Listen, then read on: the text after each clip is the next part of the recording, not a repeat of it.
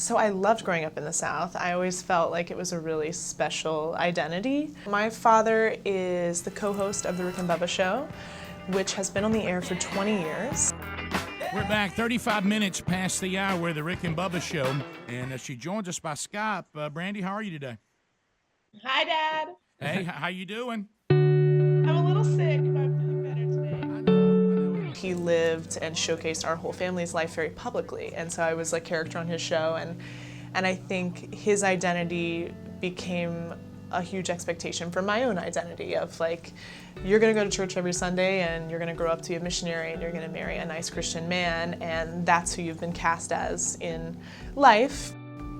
I kept most of my life really private for a long time, and I think it's really dangerous when we live in boxes and in shadows, and I think sometimes, for me, it took me a long time to see how that damage was manifesting.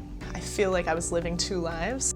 After hearing my dad preach and talk about me and living in sin on the air, I felt called to tell my side of the story. I said, you know, I'm publishing this op-ed, and because I think it's time for me to tell my side of the story, and I feel that it's necessary. My dad was asked for comment, and he said he would respond on his show. And he did. He did like an hour-long segment, which was pretty severe.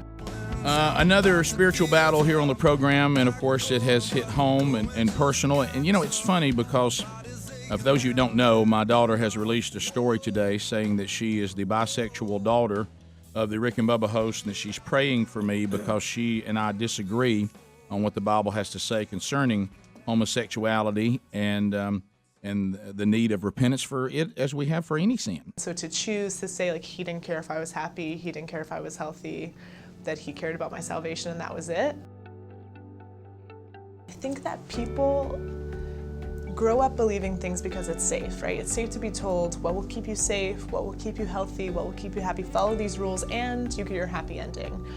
But I think that gets dangerous when that begins to like oppress a group of people. I think as an LGBTQ person, sharing your story has enormous impact, and I think telling your story in order to step into your own identity and claim it is empowering on so many levels. I also fell in love, you know, and I also want to have a wedding where my father walks me down the aisle, and I also want to have a family. There's not too much that's special about this story, and there's work to be done because if this is still so pervasive, you know, if there's still so much of this that's invisible, like we've really got to start shining the light a little brighter.